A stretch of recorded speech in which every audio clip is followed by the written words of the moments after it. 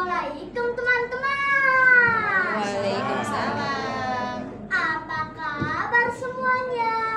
Baik. Dewan juri yang saya hormati dan hadirin yang berbahagia. Perkenalkan, nama saya Arsa Karansiden, nomor undi 2. Kali ini saya akan membawakan satu cerita karya dari Bunda Ani dengan judul Rahasia Hutan Larangan. Mau tahu ceritanya teman-teman? Mau. Simak baik-baik ya.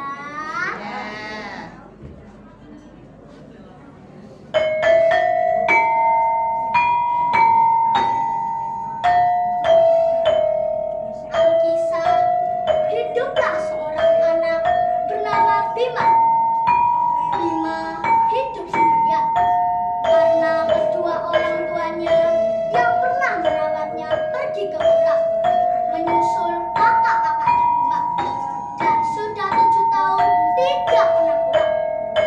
Bima tinggal di sebuah rumah sederhana di tepi hutan larangan. Untuk mempertahankan hidupnya, Bima bekerja di perkebunan karet milik Juragan Solan setelah pulang dari sekolah.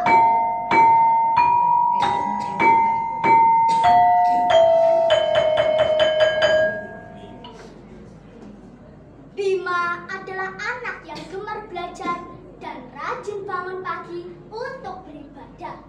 Selesai beribadah, Bima selalu berdoa agar hidupnya kelak menjadi kaya raya. Bima berangkat ke sekolah sambil berolahraga naik sepeda ontel. Suatu hari, Bima pergi ke hutan larangan. Tiba-tiba dia bertemu dengan sang kurcaci. Jangan takut, Bim. Aku adalah sang kurcaci yang selalu mendengarkan doa-doamu.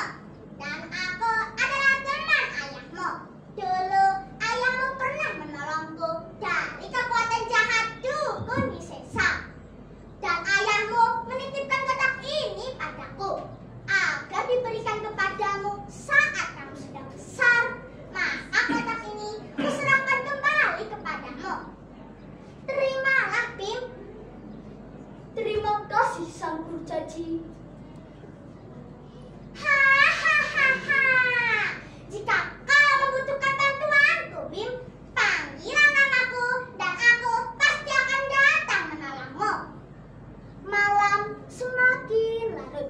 Bima tergerak hatinya untuk memasuki kamar ayahnya yang lama tidak ditempati.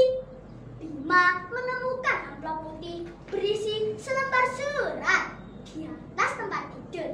Dengan diliputi keraguan, ia mengambil amplop itu dan dibacanya. Bima, ibu terpaksa meninggalkanmu.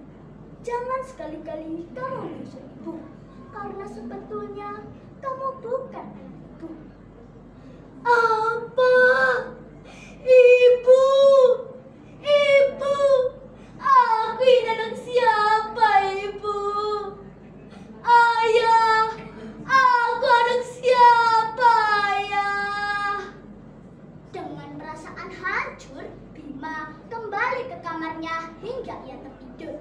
Malam itu, Bima bermimpi bertemu kakek berjubah putih. Hai cucuku, ambillah 2 kotak peninggalan ayahmu di dalam lemari. Bawalah ke pinggir sungai yang berada di tengah hutan larangan. Mandilah di sana. Tapi sebelum kamu membuka kotak peninggalan ayahmu, kamu harus berdoa dan membaca mantra ini. Sepulang dari sekolah, Bima bergegas masuk ke hutan larangan menuju sungai untuk mandi dan segera saja membaca doa dan mantra sebelum membuka kotak itu. Oh jagat dewa Batara, Gungalangaung, Sadagawa Sapurang, Habrak.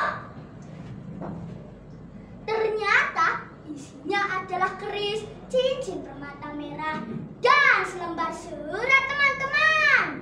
Tiba-tiba muncul kekuatan ajaib dari cincin permata merah yang masuk ke dalam tubuh Bima.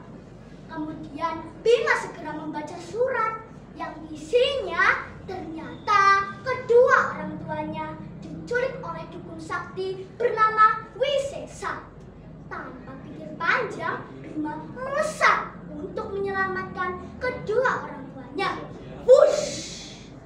Dalam sekejap mata, Bima sudah sampai di sebuah padepokan milik dukun Wisesa di desa Waringin. Lalu Bima teringat pesan sang kurcaci.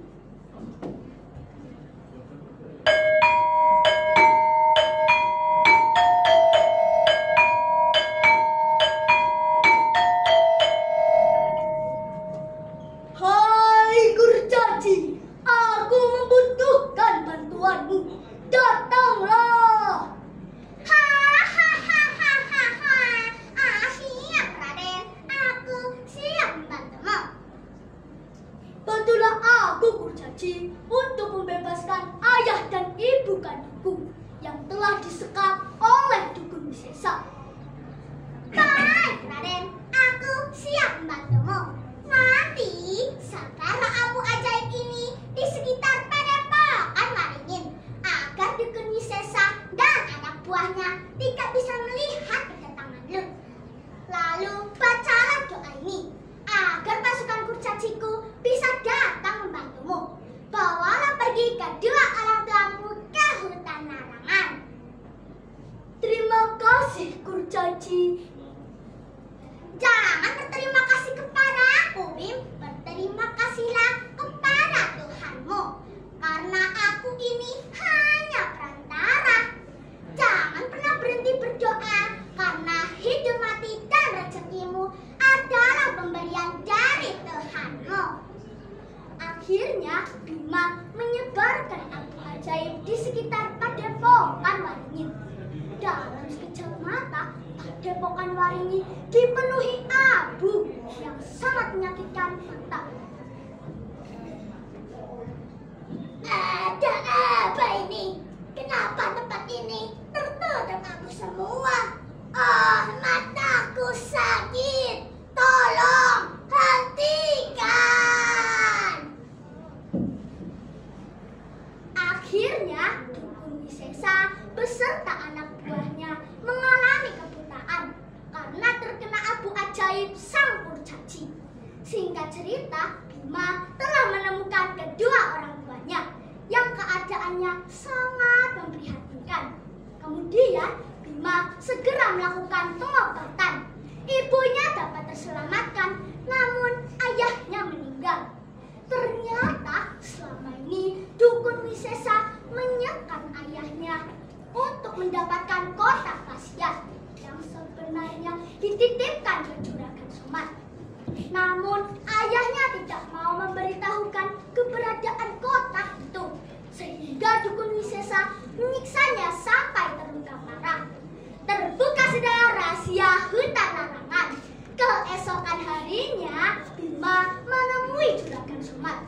Kemudian Juragan Somad menyerahkan sebuah kotak besar. Ketika dibuka, keduanya sangat terkejut melihat kotak yang disimpan selama ini adalah harta karun yang sangat berharga. Berkat ketekunannya dalam berdoa, hidupnya Bima sekarang menjadi kaya raya.